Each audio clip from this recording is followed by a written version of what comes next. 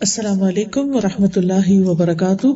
اللہ سبحانہ تعالیٰ نے ہمیں پیدا کیا اور ہمیں ہمارا دین، زندگی گزارنے کا طریقہ اسلام عطا کیا۔ اسلام میں دو بڑی اہم چیزیں ہیں، ایک ہے اللہ کے حقوق جن میں ہمارا ایمان، عبادات وغیرہ آتے ہیں، اور دوسرے ہیں بندوں کے حقوق جن میں ہمارے معاملات اور اخلاق وغیرہ آتا ہے۔ الحمدللہ جب ہم اپنے آپ کو مسلمان کہتے ہیں تو ہم اللہ پر ایمان رکھتے ہیں، رسولوں پر ایمان رکھتے ہیں، کتابوں پر ایمان رکھتے ہیں، فرشتوں پر ایمان رکھتے ہیں، آخرت پر ایمان رکھتے ہیں، ان سب چیزوں کو ہم مانتے ہیں۔ پھر اس کے بعد یہ کہ ہم یہ ضرور سمجھتے ہیں کہ ہمارے لیے نماز پڑھنا بھی ضروری ہے، رمضان آتا ہے تو ایک ہلچل مچ جاتی ہے، روزے رکھتے ہیں، زکوٰۃ بھی دیتے ہیں، کیونکہ ہمیں معلوم ہے کہ اگر زکوٰۃ نہ دی تو بہت کبیرہ گناہ ہوگا اور بہت سخت پکڑ ہوگی۔ پھر ہم اپنی استطاعت کے مطابق حج وغیرہ بھی کر لیتے ہیں، لیکن جب بندوں کے ساتھ ڈیلنگ کا معاملہ آتا ہے تو ہم اکثر فیل ہو جاتے ہیں، اور شیطان ہمارے لیے انسانوں کے ساتھ معاملہ کرنے کو بہت مشکل بنا دیتا ہے۔ وہ معاملہ چاہے ہمارے قریبی لوگوں کے ساتھ ہو یا دور کے لوگوں کے ساتھ، ہم ان کے ساتھ ڈیل کرتے ہوئے بہت جلد پیشنس لوز کر جاتے ہیں، اور اعلیٰ ترین اخلاق جو کہ پسندیدہ ہے، جس کی تکمیل کے لیے، جس کو پورا کرنے کے لیے رسول اللہ صلی اللہ علیہ وسلم کو بھیجا گیا، آپ نے فرمایا کہ انما بعثت لاتمم مکارم الاخلاق، مجھے اس لیے بھیجا گیا ہے کہ میں مکارم الاخلاق یعنی اخلاق اعلیٰ اقدار کی تکمیل کروں۔ اور پھر آپ خود بھی بہترین اخلاق کے مرتبے پر فائز تھے، جس کی گواہی قرآن مجید نے دی، انک لعلی خلق عظیم، کہ آپ اخلاق کی بلندیوں پر فائز ہیں۔ یہ اللہ تعالیٰ کی گواہی ہے نبی صلی اللہ علیہ وسلم کے اخلاق کے بارے میں۔ اب سوال یہ پیدا ہوتا ہے کہ ہم آپ کی امت ہیں تو پھر ہمارے اندر وہ اخلاق کیوں نہیں جو اخلاق پیدا کرنے کے لیے نبی صلی اللہ علیہ وسلم دنیا میں تشریف لائے تھے؟ تو اس لیے وقتاً فوقتاً بہت ضروری ہے کہ ہم اپنی عادات کا، اپنے اخلاق کا جائزہ لیتے رہیں کہ کیا اپ ٹو دا مارک ہے، اپ ٹو دا اسٹینڈرڈ ہے یا نہیں، کہاں کمی ہے، کہاں مزید ضرورت ہے کہ ہم اپنی عادتوں کو امپروو کریں، کیونکہ اخلاق کا لفظ جو ہے وہ خلق سے ہے۔ ایک انسان کی فزیکل باڈی ہے اور ایک انسان کے اعمال ہیں، اور انسان کی گفتگو ہے، انسان کے دیکھنے کا انداز ہے، انسان کے چلنے کا انداز ہے، اس کی عادات ہیں۔ تو ہمیں اپنی عادات کا ضرور جائزہ لینا ہے کہ ہم کہاں کھڑے ہیں۔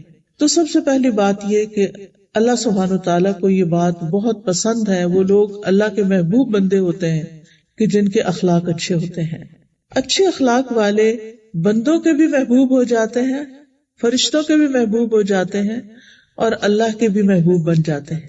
تو وہ چیز جو انسان کو اتنے بڑے درجے پر لے جائے کہ اللہ کی محبت بھی اس کو مل جائے اور بندے بھی اسے پسند کریں، تو وہ چیز ہمیں اپنے اندر کتنا ضروری ہے کہ ہم اس کو پیدا کریں۔ اس سلسلے میں ہم دیکھتے ہیں کہ رسول اللہ صلی اللہ علیہ وسلم نے فرمایا، بلا شبہ اللہ عز و جل مہربان ہے، مہربانی اور بلند اخلاق کو پسند کرتا ہے۔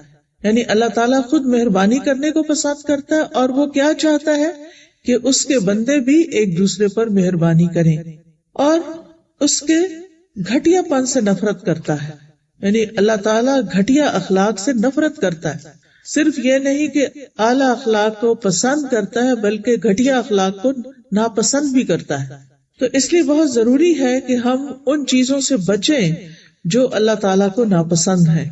اب دیکھیں، بندوں سے جب ہم محبت کرتے ہیں تو ہمارا دل چاہتا ہے کہ وہ بھی ہم سے محبت کریں، اور اس کے لیے پھر ہم ایسے کام کرتے ہیں جو ان کی نظروں میں اچھے ہوں۔ پھر اسی طرح ایک اور روایت میں آتا ہے، اسامہ بن شریک کہتے ہیں، ہم نبی صلی اللہ علیہ وسلم کے پاس بیٹھے ہوئے تھے، گویا ہمارے سروں پر پرندے بیٹھے ہوں، یعنی اتنا پن ڈراپ سائلنس تھا، ہم میں سے کوئی بھی باتیں نہیں کر رہا تھا۔ یعنی آپ کی مجلس میں بہت ادب کے ساتھ، خاموشی کے ساتھ بیٹھے ہوئے تھے۔ اچانک آپ کے پاس کچھ لوگ آئے اور انہوں نے پوچھا کہ اللہ کے بندوں میں سے اللہ کے نزدیک کون سب سے زیادہ محبوب ہے، یعنی اللہ تعالیٰ کس کو سب سے زیادہ پسند کرتے ہیں؟ آپ نے فرمایا جو سب سے اچھے اخلاق والے، وہ اللہ تعالیٰ کے پسندیدہ ہیں۔ اسی طرح قیامت کے دن نبی صلی اللہ علیہ وسلم کے قریب کون لوگ ہوں گے، یعنی اللہ تعالیٰ کی پسند کے بعد نبی صلی اللہ علیہ وسلم کن کو پسند کرتے ہیں اور کن کو اپنے قریب رکھنا پسند کریں گے قیامت کے دن، اس کے بارے میں بھی حدیث میں آتا ہے۔ رسول اللہ صلی اللہ علیہ وسلم نے فرمایا، بے شک قیامت کے دن میرے نزدیک تم میں سے سب سے زیادہ محبوب اور قریب بیٹھنے والے لوگ وہ ہیں جو بہترین اخلاق والے، یعنی نبی صلی اللہ علیہ وسلم کے قریب بھی وہ لوگ بیٹھیں گے جن کے اخلاق سب سے اچھے ہوں گے۔ تو اس لیے کتنا ضروری ہے کہ جو کوالٹی اللہ تعالیٰ کو پسند ہے، اللہ تعالیٰ کے رسول کو پسند ہے، اور جو ہمیں اللہ کا قرب عطا کرتی ہے اور رسول اللہ صلی اللہ علیہ وسلم کے قریب کرتی ہے، ان چیزوں کو ہم کیوں نہ اپنی زندگی میں لے کر آئیں۔ ایک اور روایت میں آتا ہے، عبداللہ ابن عمر سے روایت ہے کہ رسول اللہ صلی اللہ علیہ وسلم سے پوچھا گیا، یا رسول اللہ صلی اللہ علیہ وسلم، کون سے لوگ افضل ہیں، بہترین لوگ کون ہیں؟ آپ نے فرمایا، ہر مخموم القلب اور سچی زبان والا۔ صحابہ نے کہا، ہم سچی زبان والے کو تو پہچانتے ہیں، مخموم القلب سے کیا مراد ہے؟ آپ نے فرمایا، ایسا دل جو ڈرنے والا اور صاف ہو، اس میں گناہ، بغاوت، خیانت اور حسد نہ ہو۔ اللہ تعالیٰ ایسے بندوں کو پسند کرتے ہیں جو زبان کے بھی سچے ہوں اور جن کا دل صاف ہو۔ صاف دل کے لوگ، دلوں میں بغض اور حسد اور بغاوت اور خیانت، دھوکہ بازی یہ نہ ہو۔ پھر یہ بھی یاد رکھیے کہ اچھا اخلاق جو ہے وہ جنت میں لے جانے والی صفت ہے۔ ابو ہریرہ کہتے ہیں کہ رسول اللہ صلی اللہ علیہ وسلم نے فرمایا، تم جنت میں داخل نہیں ہو سکو گے جب تک ایمان نہ لاؤ، اور تم ایمان نہیں لا سکتے جب تک کہ آپس میں محبت نہ کرو۔ کیا میں تمہیں ایسی بات نہ بتاؤں کہ جب تم اس پر عمل کرو گے تو تمہارے درمیان محبت پیدا ہو جائے گی؟ آپس میں سلام کو عام کرو۔ یعنی اچھے اخلاق کی پہلی نشانی کیا ہے محبت پیدا کرنے کی؟ کہ سلام کو خوب عام کیا جائے۔ ہم میں سے ہر کوئی یہ چاہتا ہے، ہم میں سے ہر کوئی یہ پسند کرتا ہے کہ ہم جنت میں جائیں، اس کا شوق بھی رکھتا ہے، لیکن جنت میں جانے والوں کی کوالٹیز کیا ہیں، کون سے لوگ جنت میں جانے کے لیے سوٹیبل ہیں، یہ ہمیں معلوم نہیں ہوتا، اور کون سی چیزیں جنت میں جانے کے لیے رکاوٹ بن جاتی وہ بھی پتہ ہونی چاہیے۔ اب دیکھیں، جیسے دنیا میں ہر شخص کینیڈا نہیں آ سکتا، ہر شخص یعنی دنیا میں جتنے بھی گلوب پہ لوگ ہیں، ہر شخص امریکہ نہیں جا سکتا۔ کیوں؟ اس کے لیے ویزا چاہیے ہوتا ہے، اور جو ویزا آپ اپلائی کرتے ہیں تو اس کے لیے کچھ کوالیفیکیشن چاہیے ہوتی ہے۔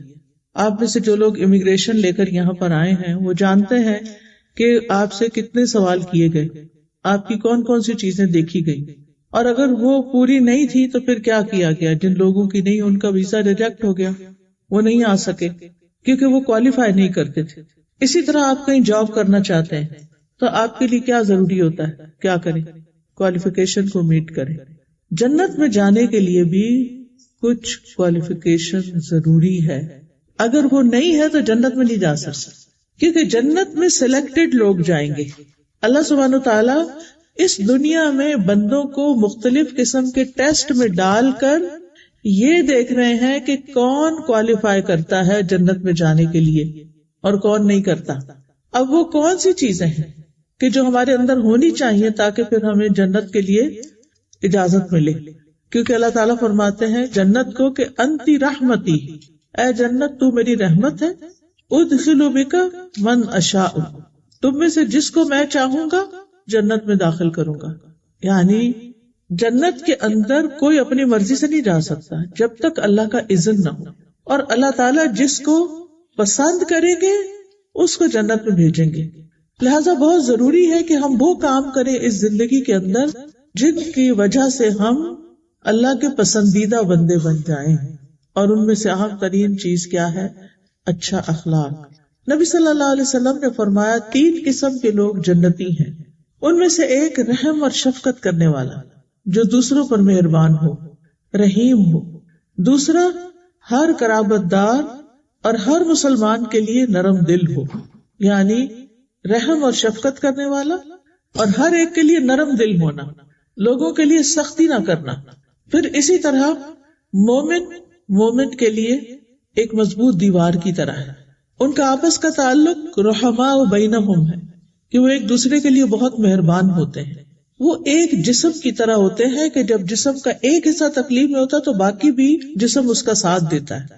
یعنی مسلمانوں کی آپس کی بانڈنگ ایسے ہی ہے جیسے ہمارے پورے جسم کی بانڈنگ آپس میں، ان میں سے کوئی چیز الگ تو نہیں ہے نا، سارا جسم ایک دوسرے کے ساتھ کنیکٹڈ ہے، جڑا ہوا ہے.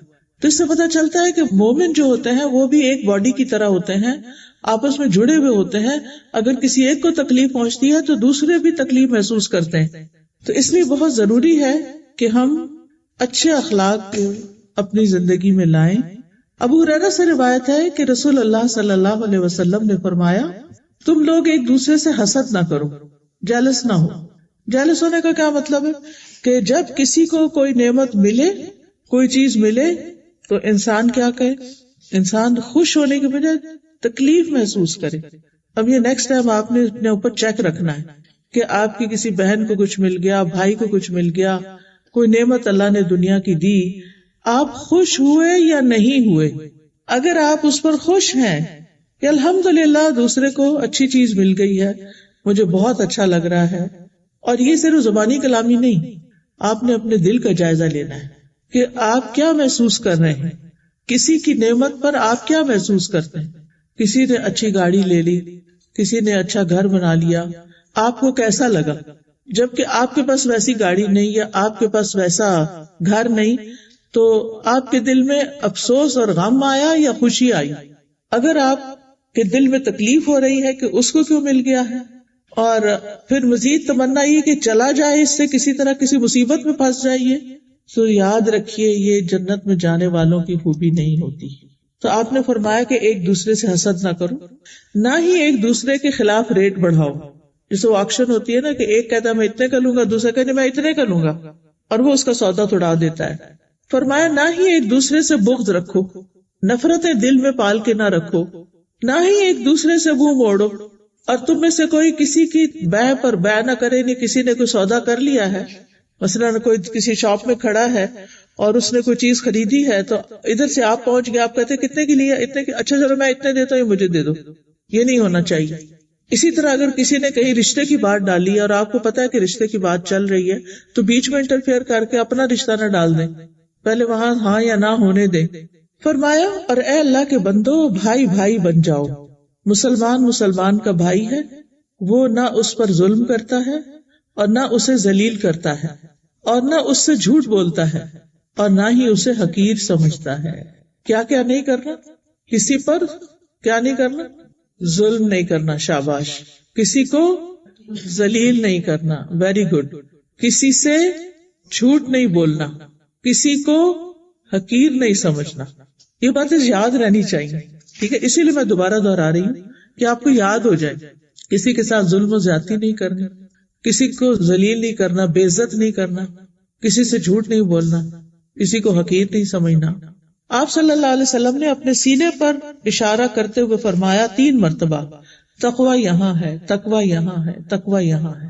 کسی آدمی کے برا ہونے کے لیے یہی کافی ہے کہ وہ اپنے مسلمان بھائی کو حقیر سمجھے.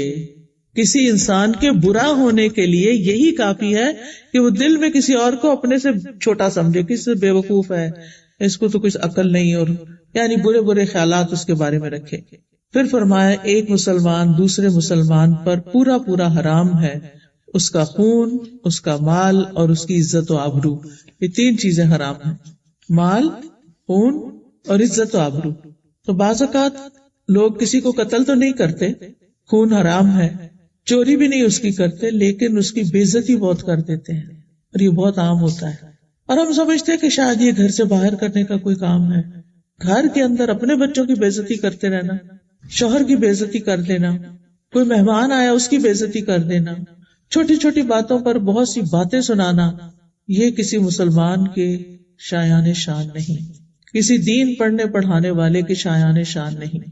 آپ کسی سے بھی اختلاف کر سکتے ہیں لیکن ڈس ریسپیکٹفل نہیں ہونا. یعنی یہ نہیں ہو سکتا کہ ہر بات آپ کی دوسرے کے موافق اور دوسرے کی آپ کے موافق ہو. بہت دفعہ ایسے ہوتا ہے اور ہم آزمائے بھی جاتے ہیں.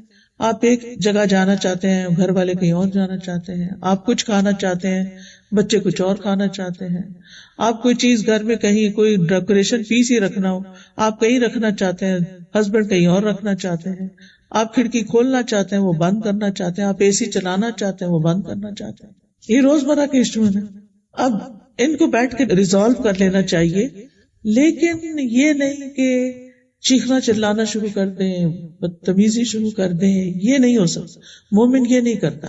ریسپیکٹ فلی دوسرے کو اپنا نقطہ نظر کنوے کرتا ہے، کوئی سولوشن نکالتا ہے اس کا، لیکن یہ نہیں کرتا کہ بول چال بند کر دے، بد اخلاقی برتے. ایسے کام نہیں. ٹھیک ہے. پھر صرف یہ نہیں کہ ہمیں ایک دوسرے سے حسد نہیں کرنا، بلکہ محبت کرنی ہے. نبی صلی اللہ علیہ وسلم نے فرمایا مومن محبت کرتا ہے اور اس سے محبت کی جاتی ہے. یہ ایمان کی علامت ہوتی ہے کہ آپ لوگوں سے محبت کریں اور لوگ بھی آپ سے محبت کریں، اور اس بندے میں کوئی خیر نہیں، کوئی خوبی نہیں جو نہ محبت کرتا ہے اور نہ اس سے محبت کی جاتی ہے. اور لوگوں میں سے سب سے زیادہ بہترین انسان وہ ہے جو ان کے لیے سب سے زیادہ فائدہ مند ہے، نفع بخش ہے، ان کو فائدہ پہنچاتا ہے. وہ سب سے اچھا انسان ہے. اچھا انسان وہ نہیں جس نے قیمتی جیولری پہن رکھی ہو، اچھا انسان وہ نہیں جس کے شوز بڑے مہنگے ہوں، اچھا انسان وہ نہیں جس کا عبایا بڑا مہنگا ہو، اچھا انسان وہ نہیں جس کا بیگ بڑا قیمتی ہو، اچھا انسان وہ نہیں جس نے خوب میک اپ کیا ہوا ہو. اچھا انسان وہ ہے جس کا اخلاق اچھا ہو، جو دوسروں کو فائدہ پہنچائے، جو دوسروں کے کام آنے والا ہو، جو دوسروں کی مدد کرنے والا، جو دوسروں کی خدمت کرنے والا ہو. اور ہر ایک کا طریقہ فرق ہو سکتا ہے. کوئی مال سے مدد کرتا ہے، کوئی جان سے کرتا ہے، کوئی اچھے اخلاق سے، کوئی علم سے، کوئی کسی طرح، کوئی کسی طرح. اللہ نے یہ کام نہ مختلف لوگوں کو بانٹے ہیں. سارے لوگ ڈاکٹر نہیں ہوتے، سارے انجینئر نہیں ہوتے. یہ جو مزاجوں کا فرق رکھا ہے، یہ پسند ناپسند کا یا قابلیت کا فرق، یہ اللہ کی طرف سے ہے. یہ اختلاف رکھا ہے اللہ نے تاکہ دنیا کے کام چلتے رہیں. اگر سارے لوگوں کی پسند ایک ہی ہو جاتی تو مارکیٹ سے سارے ایپل ختم ہو جاتے ہیں، کیونکہ سارے لوگ پھر صرف ایپل ہی کھانے لگتے. تو اب آپ دیکھیے گھر میں بھی فروٹ آتا نا، کوئی بچہ کیلا پسند کرتا ہے، کوئی انگور پسند کرتا ہے. اب آپ اس میں الجھے نہیں کہ یہ کیا مسئلہ ہے، میں کیا کیا لے کر آؤں، کبھی کوئی کچھ کہتا ہے کوئی کچھ نہیں. یہ اچھی بات ہے. اگر سارے ایک ہی چیز چاہتے ہوتے تو ایک چیز کے پیچھے سب لگ جاتے اور باقی چیزیں پڑی رہتی. تو یہ اختلاف اس دنیا کی رونق ہے، زینت ہے. اس کو انجوائے کرنا چاہیے، اس کے فائدے سوچنے چاہیے، نہ کہ اس کے پیچھے جھگڑے شروع کر دینے چاہیے. یہ ختم کیسے ہو سکتا ہے؟ جب ہم دوسرے کے بارے میں اچھا گمان رکھیں گے، دوسرے کے بارے میں ہماری تھنکنگ پازیٹو ہوگی. کیونکہ جب ہم دوسرے کی وجہ تلاش کریں گے، اس کی حکمت تلاش کریں گے، تو پھر کیا ہوگا؟ پھر معاملہ کسی اور طرح اس سے کریں گے. صحابہ جو تھے، بعض اوقات اگر کوئی ایک کسی کے بارے میں کوئی شکایت کرتا، دوسرا کہتا نہیں ہم نے اس میں بہت بھلائی دیکھی ہے، فوراً دفاع کرتے تھے. تو یہ بھی ہمارے فرائض میں سے ہے. تو یہ اچھے اخلاق کی کچھ علامتیں میں نے آپ کے سامنے رکھی. جہاں اچھے اخلاق کی کچھ علامات میں نے آپ کو بتائی، وہاں برے اخلاق کی کچھ نشانیاں بتا دیتی ہوں کہ وہ ہمیں اپنے اندر سے نکالنی ہوگی. اللہ کے جو بدترین بندے ہوتے ہیں ان کے اندر کیا صفات ہوتی ہیں؟ عبد الرحمن بن غنم نبی صلی اللہ علیہ وسلم سے روایت کرتے ہیں کہ اللہ کے بہترین بندے وہ لوگ ہوتے ہیں جب انہیں دیکھا جائے تو اللہ یاد آ جائے، اور اللہ کے بدترین بندے وہ ہوتے ہیں جو چغل خوری کرتے ہیں. چغل خوری کیا ہوتے ہیں؟ ادھر کی بات ادھر لگا دی. کہیں آپ گئے ہیں اور آپ نے کسی کو دیکھا کچھ کرتے ہوئے تو جا کے اس کے فرینڈ کو بتا دیا، تو پتا فلاں تمہارے بارے میں کیا کر رہا تھا، یا فلاں جگہ کیا کر رہا تھا، جس سے اس کا دل برا ہوا اور ان کے درمیان اختلاف ہو گیا. ایک ہوتی ہے بیک بائٹنگ، صرف برائی کرنا، اور ایک ہوتی ہے اس نیت سے برائی کرنا کہ آپس میں ایک دوسرے سے کیا کرے، کٹ آف ہو جائے. فرمایا اللہ کے بدترین بندے وہ ہوتے ہیں جو چغل خوری کرتے ہیں، محبت کرنے والوں کے درمیان تفریق پیدا کر دیتے ہیں. یعنی جو لوگ آپس میں محبت کرتے ہیں ان کے درمیان جدائی ڈال دیتے ہیں، ان کو لڑا دیتے ہیں. یعنی بیسیکلی دوسروں کو لڑانے والے. چاہے تو یہ کوئی لڑکی اپنے ہسبینڈ اور اس کی مدر کے بیچ میں لڑائی ڈالے، یا کوئی مدر اپنے بیٹے اور بہو کے بیچ میں لڑائی ڈالے، یا کوئی بھی انسان دو لوگوں کے بیچ میں پھوٹ ڈلوائے، لڑائی کروائے اور ایک دوسرے سے نفرت کروائے، تو یہ سب اس میں شامل ہو جاتے ہیں. یہ لوگ بدترین لوگ ہیں. رسول اللہ صلی اللہ علیہ وسلم نے فرمایا مومن بھولا بھالا ہوتا ہے، انوسنٹ ہوتا ہے، اور فراخ دل، کھلے دل والا ہوتا ہے. اور فاجر یعنی نافرمان جو ہے چلاک اور دل میں بغض رکھنے والا ہوتا ہے. یعنی اوپر سے بڑی بڑی باتیں کرتا ہے مگر اندر سے بڑی نفرت رکھتا ہے. حارثہ بن وہب کہتے ہیں میں نے رسول اللہ صلی اللہ علیہ وسلم کو فرماتے ہوئے سنا کیا میں تمہیں اہل جنت کے متعلق نہ بتاؤں؟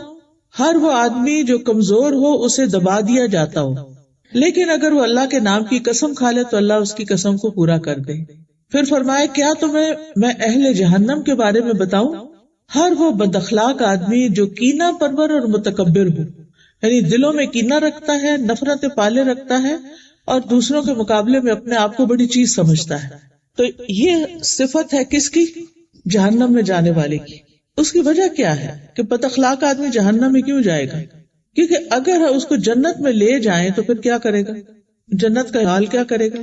وہاں بھی وہ تان و تشنیب، چوٹیں لگانا اور برے برے القاب دینا، برے برے نام رکھنا اور ہر ایک پہ تنقید کرنا اور ہر ایک کی برائیاں ڈھونڈ لینا، کچھ نہ کچھ بس. تو وہ تو جنت کا ماحول خراب کر دے گا. اس لیے جنت میں جانے سے پہلے اپنے اخلاق کو اچھا کرنا بہت ضروری ہے. یہ بہت بیسک کوالیفیکیشن ہے جنت میں جانے کے لیے. رسول اللہ صلی اللہ علیہ وسلم نے فرمایا بدگمانی سے دور رہو، کیونکہ بدگمانی سب سے زیادہ جھوٹی بات ہے. یعنی دوسروں کے بارے میں نیگیٹو تھنکنگ چھوڑ دو. دوسروں کے ظاہری عیب نہ تلاش کرو اور نہ ہی باطنی چھپے ہوئے عیب ڈھونڈو. یعنی کسی کی بہت obvious خراب عادت ہے تو یہ نہیں کہ اس کو پکڑ کے پھر اوروں سے ڈسکس کرنا شروع کر دو اور نہ ہی ان کی چھپی ہوئی چیزیں ڈھونڈو. پھر فرمایا مال و دولت میں ایک دوسرے کے ساتھ مقابلہ نہ کرو، جو کہ عام طور پر عادت ہے. اندر ہی اندر ہم کیلکولیشن کرتے رہتے ہیں، میرے پاس یہ ہے، اس کے پاس یہ نہیں، فلاں فلاں.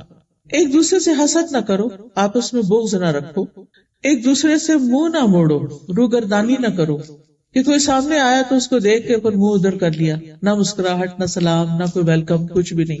یہ نہیں ہونا چاہیے. اور اللہ کے ایسے بندے بن کر رہو جو آپس میں بھائی بھائی ہیں، یعنی بھائیوں کی طرح ایک دوسرے کے ساتھ مومنوں کا رشتہ ہونا چاہیے. نبی صلی اللہ علیہ وسلم نے فرمایا پیر اور جمعرات کے دن، منڈے اینڈ تھرسڈے کے دن جنت کے دروازوں کو کھول دیا جاتا ہے اور ہر اس بندے کی مغفرت کر دی جاتی ہے جو اللہ کے ساتھ کسی کو شریک نہ ٹھہرائے سوائے اس آدمی کے جو اپنے بھائی کے ساتھ کینہ رکھتا ہے. اور کہا جاتا ہے کہ ان دونوں کی طرف دیکھتے رہو یہاں تک کہ یہ صلح کر لیں، اور ان دونوں کی طرف دیکھتے رہو یہاں تک کہ یہ صلح کر لیں، اور ان دونوں کی طرف دیکھتے رہو یہاں تک کہ صلح کر لیں. یعنی بار بار چیک کرو کہ آپس میں ٹھیک ہوئے ہیں یا نہیں. ٹھیک ہے، بعضوں کا تو ایک دوسرے کے کسی حرکت پہ شدید غصہ آ جاتا ہے اور وقتی طور پر ہم اس سے بولنا بند کر دیتے ہیں، لیکن یہ فار لائف ٹائم نہیں ہونا چاہیے. اس کو جلد از جلد ریزالو ہو جانا چاہیے، دوسرے کو معاف کر دینا چاہیے. پھر اسی طرح آپس کے تعلقات کو ختم نہیں کر دینا چاہیے چھوٹی چھوٹی باتوں پہ ناراض ہو کے. نبی صلی اللہ علیہ وسلم نے فرمایا تم ایک دوسرے سے قطع تعلق نہ کرو اور نہ ہی ایک دوسرے سے منہ موڑو، نہ کسی کے عیب تلاش کرو، نہ کوئی کسی کے سودے پہ سودا کرے، اور اللہ کے بندو بھائی بھائی بن جاؤ. دوسروں کے عیب ڈھونڈنا، دوسروں کی غلطیاں تلاش کرنا اور ان کے پیچھے پڑ جانا، آپ نے فرمایا اے ان لوگوں کی جماعت جو صرف زبان سے ایمان لائے ہو، یعنی زبانی مسلمان کہتے ہو اپنے آپ کو، حالانکہ ان کے دلوں میں ایمان داخل نہیں ہوا. مسلمانوں کی غیبت نہ کرو اور ان کے عیبوں کے پیچھے نہ پڑو، اس لیے کہ جو ان کے عیبوں کے پیچھے پڑے گا اللہ اس کے عیب کے پیچھے پڑے گا، اور اللہ جس کے عیب کے پیچھے پڑے گا اسے اسی کے گھر میں ذلیل و رسوا کر دے گا، پھر اس کی ذلت ہو کر رہے گی. کتنی بڑی بات ہے کہ آپ دوسروں کا نام بدنام کریں گے تو آپ کی اپنی بدنامی شروع ہو جائے گی. پھر اسی طرح نبی صلی اللہ علیہ وسلم نے حضرت معاذ بن جبل اور ابو موسیٰ اشعری کو یمن بھیجا تو آپ نے فرمایا لوگوں کے لیے آسانی پیدا کرنا، انہیں سختیوں میں مبتلا نہ کرنا، ان کو خوش رکھنا، نفرت نہ دلانا، تم دونوں آپس میں اتفاق رکھنا، اختلاف پیدا نہ کرنا. یہ دونوں صحابی تھے، ایک علاقے میں بھیجے گئے وہاں کی گورننس کے لیے، لیکن ان کو نبی صلی اللہ علیہ وسلم نے جو تعلیم دی، جو تلقین کی، وہ کیا تھی کہ لوگوں کے لیے آسانی پیدا کرنا، ان کو مشقت میں نہیں ڈالا، تکلیف میں نہیں ڈالنا. بعض لیڈرز ایسے ہوتے ہیں کہ جو سمجھتے ہیں کہ ہم بہت ڈسپلنڈ ہیں، لیکن ڈسپلن کے نام پر لوگوں کی زندگی حرام کر دیتے ہیں، تو اس سے بھی بچنے کی ضرورت ہے. اور پھر یہ کہ لوگ جو اکٹھے مل کر کام کر رہے ہوں وہ آپس میں اختلاف نہ کریں، یعنی ایک دوسرے سے اگر رائے مختلف ہو بھی گئی ہے لیکن ایک دوسرے کے پیچھے نہ پڑ جائیں، آپس میں اتفاق اور پیار محبت سے آگے بڑھیں. پھر اسی طرح دوسرے کے ساتھ دشمنی نہ رکھے، دوسرے کی عزت پامال نہ کرے، پھر اسی طرح کسی کی برائی کو یاد نہ رکھیں، کسی کی برائی یاد نہ رکھیں، اس کے برعکس کیا یاد رکھیں؟ اچھی باتیں اس کی، تو ایمان کی علامت ہے۔ احنف بن قیس کہتے ہیں میں نے کبھی اس شخص کو کسی کی برائی سے یاد نہیں کیا جو میرے پاس سے اٹھ کے گیا ہوں۔ سبحان اللہ۔ یعنی ہمارے یہاں تو یہ ہوتا ہے نا کہ اگر کوئی مہمان آیا ہے اور جب وہ گھر سے نکلا ہے تو شروع ہو جاتے ہیں کہ دیکھو اس نے فلاں چیز خراب کر دی، اس کو بیٹھنا نہیں آیا، اس کو کھانا نہیں آیا، اس کو فلاں کر دیا، فلاں کر دیا، میں بہت تھک گیا۔ یہ ساری باتیں نہیں کرنی چاہیے، بلکہ اس وقت اللہ کا شکر ادا کرنا چاہیے کہ آپ اس قابل ہوئے کہ آپ نے ان کو بلایا اور آپ نے ان کی خدمت کی۔ یہ بھی اللہ کی توفیق سے ہی ہوتا ہے۔ پھر اپنے دل کو مسلمانوں کے لیے صاف رکھنا چاہیے۔ زید بن اسلم کہتے ہیں کہ وہ ابو دجانہ کے پاس گئے جبکہ وہ بیمار تھے اور ان کا چہرہ خوشی سے چمک رہا تھا۔ ان سے کہا گیا کیا بات ہے کہ جس کی وجہ سے آپ کا چہرہ چمکتا ہے؟ تو انہوں نے کہا کوئی عمل ایسا نہیں جو میرے نزدیک ان دو چیزوں سے بڑھ کر قابل بھروسہ ہو۔ ایک یہ کہ میں ایسی چیز کے بارے میں گفتگو نہیں کرتا جس سے میرا تعلق نہ ہو، چاہے کوئی انسان ہو چاہے کوئی چیز ہو، یعنی ان چیزوں کے بارے میں بات نہیں کرتا جن سے میرا کوئی تعلق نہیں۔ دوسرا یہ کہ میرا دل مسلمانوں کے لیے پاک صاف سلامتی والا ہے، یعنی میں ان کے بارے میں برا نہیں سوچتا۔ یہ چیزیں ان کے چہرے پر بھی آ گئی اور ان کے چہرے کی چمک کا ذریعہ بن گئی۔ ابو حاتم کہتے ہیں کینہ شر کی بنیاد ہے، جو اپنے دل میں شر کو چھپائے ہوتا ہے اور وہ اس کے لیے ایسی ایسی نباتات اگاتا ہے، بوٹیاں اگاتا ہے جن کا ذائقہ انتہائی تلخ اور کڑوا ہوتا ہے۔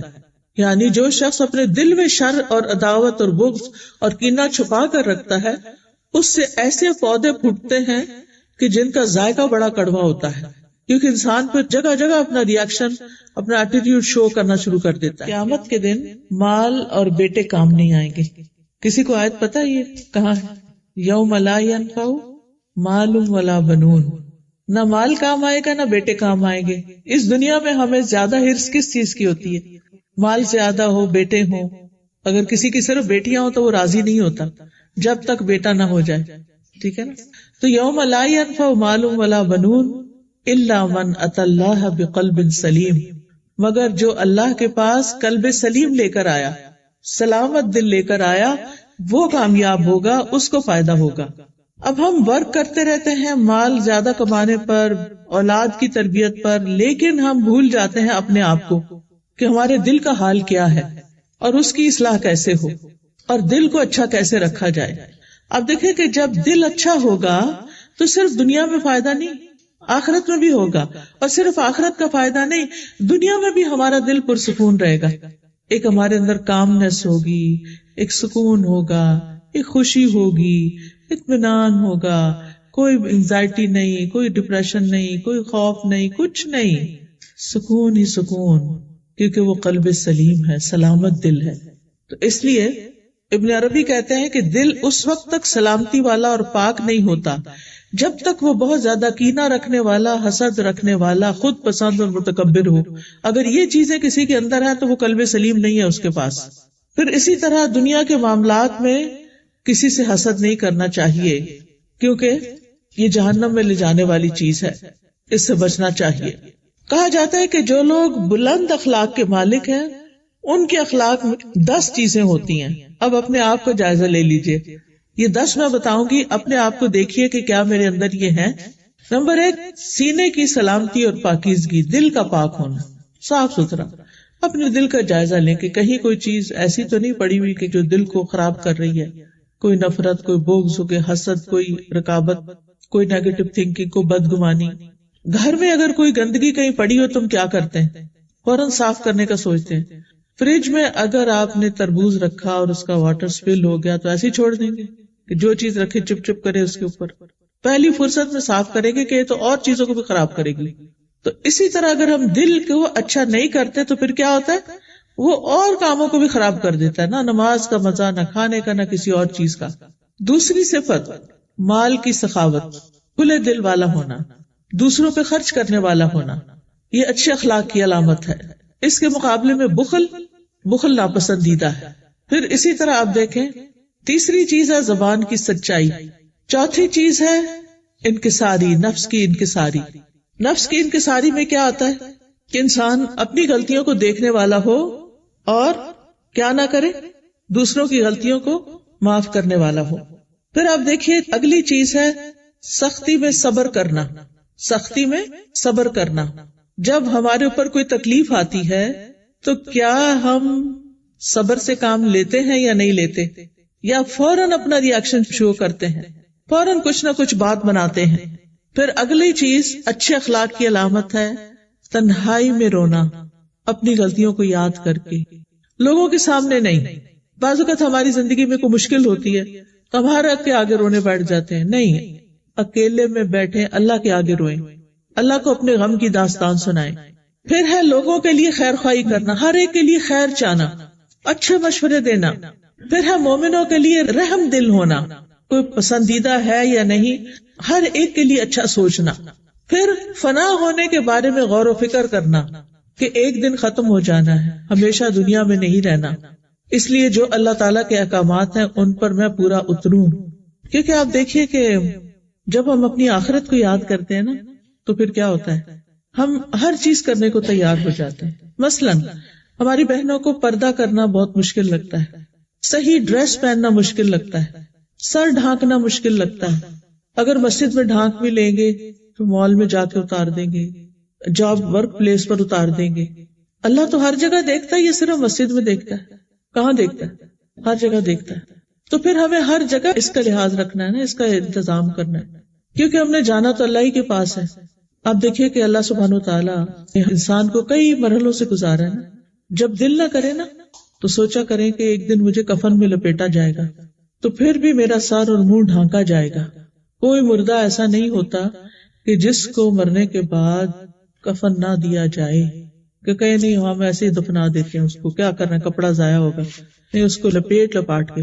اور اس میں آپ دیکھیے کہ یہاں اگر جب گھروں میں ڈیتھ ہو جاتی ہے، مجھ سے زیادہ آپ لوگ جانتے ہیں کہ جب عملہ آتا ہے تو وہ جو ڈیڈ باڈی ہے اس کو کیسے لے کے جاتا ہے، کیسے کور کرتے ہیں، پورا ریپ کر کے اس کے بعد اس کو باقاعدہ بند کرتے ہیں اس باکس کو. یعنی اس کو یہ نہیں کہ صرف ریپ کرتے ہیں، ریپ کر کے تو جس لفافے پہ ڈالتے ہیں اس کو پورا بند کر دیتے ہیں، پوری زپ بند کر دیتے ہیں. وہ دن بھی آنا ہے نا جب پوری زپ بند ہوگی، تو اس سے پہلے کیوں نہ ہم ایسا لباس پہنے کہ جو با پردہ ہو. بعض لوگ سر پہ حجاب لے لیتے ہیں، نیچے اتنی ٹائٹ پینٹ پہنتے ہیں کہ پورے ہپس نظر آ رہے ہوتے ہیں. عورت کو ایسا لباس پہننا چاہیے کہ جو ڈھیلا ڈھالا ہو، اسی لیے اوپر عبایا پہنا جاتا ہے کہ اگر اندر کے کپڑے تنگ بھی ہیں، کیونکہ بعض اوقات یہاں کھلے کپڑے ملتے بھی نہیں ہیں، تو اوپر کی چادر لینے کا حکم اسی لیے ہے یا عبایا پہننے کا اسی لیے ہے تاکہ جسم کا پتہ نہ چلے. پھر اسی طرح بازو ننگے نہیں ہونے چاہیے، گلا ننگا نہیں ہونا چاہیے، سینہ ننگا نہیں ہونا چاہیے، سکارف کم از کم اتنا ہونا چاہیے کہ سینہ ڈھک جائے. بعض لوگ اس طرح پہنتے ہیں کہ ایک طرف سے پہن لیتے ہیں، آدھا ڈھکا ہوتا ہے آدھا نہیں ڈھکا ہوتا، اس کی پتہ نہیں کیا حکمت ہے. پھر اسی طرح بعض اوقات اتنا ٹائٹ حجاب ہوتا ہے یا گلے کے آگے پیچھے باندھ لیا جاتا ہے کہ وہ سر اور گلا تو بند ہے لیکن سارا سینہ کھلا ہے، وہ چل رہے ہیں، جسم ہل بھی رہا ہے اور سب کچھ نظر آ رہا ہے. تو یہ چیزیں تو پھر ٹھیک نہیں نا ایک مسلمان عورت کے لیے. تو جب دل نہ چاہے تو موت کو یاد کر لیں. تو اچھے اخلاق کے لیے، اچھے اعمال کے لیے، اپنی آخرت کو یاد کرنے اور فنا ہونے کو یاد کرنے. فنا ہونا کیا ہے آپ کو پتا نا کہ یہ تو پہلا سٹیپ تھا نا کہ جسم کو بند کر لیا جاتا ہے، زپ لگا دی جاتی ہے. اگلا کیا ہے، قبر میں جاتے ہیں نا. قبر میں جا کے کتنے دن ہڈیاں سلامت رہتی ہیں، کتنے دن گوشت سلامت رہتا ہے، کتنے دن آنکھیں سلامت رہتی، کتنی جلدی ڈی کمپوز ہونا شروع ہو جاتا ہے. تو وہ جسم جس کو ہم ایکسپوز کرتے رہتے ہیں اس نے ایک دن ڈی کمپوز ہو جانا ہے. اس دن کو یاد کر لیا کریں اور اللہ کے حکم کی نافرمانی نہ کریں. نبی صلی اللہ علیہ وسلم نے فرمایا کہ میری امت کے 2 لوگ ایسے ہیں کہ جن کو میں نہیں جانتا کیونکہ وہ اس دور میں نہیں ہوتے تھے، آئندہ آئیں گے، وہ جنت میں داخل بھی نہیں ہوں گے، جنت کی خوشبو بھی نہیں پائیں گے. ان میں سے ایک وہ خواتین جو لباس پہن کے بھی ننگی رہیں، چاہے تو وہ سی تھرو ہو چاہے وہ بہت ٹائٹ ہو. پہلے خواتین شلوار پہنتی تھی تو وہ جسم نظر نہیں آتا تھا، اب پتہ نہیں کیوں ٹراؤزر پہننا شروع ہو گئے. یعنی لان کے کپڑوں کے ساتھ بھی ہم ٹراؤزر پہنتے ہیں اور ذرا سی بھی نماز کے لیے جھکتے ہیں تو کبھی کسی کو کہے کہ میرا فوٹو اتارو جب میں نماز پڑھ رہی ہوں، پوری لیگ کی شیپ نظر آ رہی ہوتی، اس میں نماز نہیں ہوتی. اگر آپ کو مجبوری ہے ایسا کپڑا پہننے کی تو چلے گھر کے اندر آپ نے پہن بھی لیا، لیکن اوپر سے پھر پاؤں تک کی چادر اوڑھیں جیسے وہ نماز کی چادریں ہوتی ہیں، تاکہ آپ کے جسم کی جو شیپ ہے وہ نظر نہ آئے. تو پیاری بہنوں، یہ چند چیزیں جو ہے نا یہ بھی اچھے اخلاق سے تعلق رکھتی، کیونکہ اگر ہم ویسے اچھے ہوں لیکن ہمارا ڈریس ہی ٹھیک نہیں، جو اللہ تعالیٰ کو پسند نہیں آ رہا، تو اللہ تعالیٰ کو ہمارے اخلاق باقی بھی نہیں پسند آئیں گے. اور 10ویں کوالٹی کیا ہے؟ چیزوں سے عبرت پکڑنا، یعنی دوسرے کے ساتھ جو ہوا ہے اس سے سبق حاصل کرنا، لا یا انسان کی اپنی زندگی میں کوئی مسئلہ آیا ہے تو اس سے سبق لینا. اور پھر یہ ہے کہ دل کو ہمیشہ، دل ایسا نہیں کہ ایک دفعہ صاف کر لیا تو بس ہمیشہ کے لیے صاف ہو گئے. جیسے گھر کو روز دیکھنا پڑتا ہے ایسے ہی دل کو بھی دیکھنا پڑتا ہے، تو بار بار اس کی صفائی کرتے رہنا چاہیے. اور سلامتی والا دل جو ہوتا ہے وہ اللہ سے بھی راضی ہوتا ہے اور بندوں سے بھی راضی ہوتا ہے اور کسی سے حسد نہیں کرتا. تو ہمیں اپنے لیے دعائیں بھی کرنی چاہیے کہ یا اللہ ہمارے دلوں میں کسی کے لیے کینہ اور بغض نہ رکھنا، اور ہمیں اپنے پسندیدہ بندے بنا لینا، اور ہمارے اندر سے سستی اور بری صفات اور یعنی بخل اور حسد اور یہ تمام چیزیں اللہ تعالیٰ دور کر دے. اللہ سبحانہ تعالیٰ ہمارے دلوں کو تقویٰ عطا فرمائے. اللہ تعالیٰ ہمیں ایسا علم عطا کرے کہ جو نفع مند ہو، جس سے ہمارے اخلاق بدلیں، اعمال بدلیں، جو ہمیں جنت تک لے جانے والا ہو. اور ایسا علم حاصل کریں جس پر ہم عمل بھی کریں، اور ہمارا ایسا دل ہو جو اللہ سے ڈرتا ہو. یا اللہ ہمیں ایسی دعاؤں کی توفیق دے جو قبول ہونے والی ہوں. اللہم الف بین قلوبنا واصلح ذات بیننا واہدنا سبل السلام ونجنا من الظلمات الى النور وجنبنا الفواحش ما ظہر منها وما بطن وبارک لنا فی اسماعنا وابصارنا وقلوبنا وازواجنا وذریاتنا وتب علینا انک انت التواب الرحیم وجعلنا شاکرین لنعمتک مثنین بہا قابلیہا واتمہا علینا. اے اللہ ہمارے دلوں میں الفت پیدا کر دے، ہمارے آپس کے معاملات کی اصلاح کر دے، ہمیں سلامتی کے راستوں کی طرف رہنمائی دے دے، ہمیں اندھیروں سے نجات دے دے، ہمیں نور کے رستے پر لے آ، ہمیں تمام ظاہری اور چھپی بدکاریوں سے محفوظ رکھ، ہمارے کانوں، آنکھوں، دلوں، ازواج اور بچوں میں برکتیں عطا فرما، ہماری توبہ قبول فرما. بے شک تو بہت زیادہ توبہ قبول کرنے والا ہے، اور ہم پر اپنی رحمت فرما، تو بہت رحم فرمانے والا ہے. ہمیں اپنی نعمتوں کا شکر ادا کرنے والا بنا، اور نعمتوں کو اپریشیٹ کرنے والا بنا، اور ان نعمتوں کو ہم پر کامل کر دے. یا اللہ تمام بیماروں کو صحت عطا فرما، تمام دکھی لوگوں کی دکھ دور فرما. جتنی بہنیں اس مجلس میں آئی ہیں ان کا آنا قبول فرما، انہیں اپنا پسندیدہ بنا لے.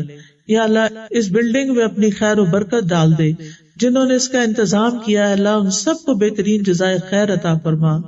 ربنا تقبل منا انک انت السمیع العلیم وتب علینا انک انت التواب الرحیم. وصلی اللہ تعالی علی خیر خلقہ محمد وعلی آلہ واصحابہ واہل بیتہ اجمعین برحمتک یا ارحم الراحمین.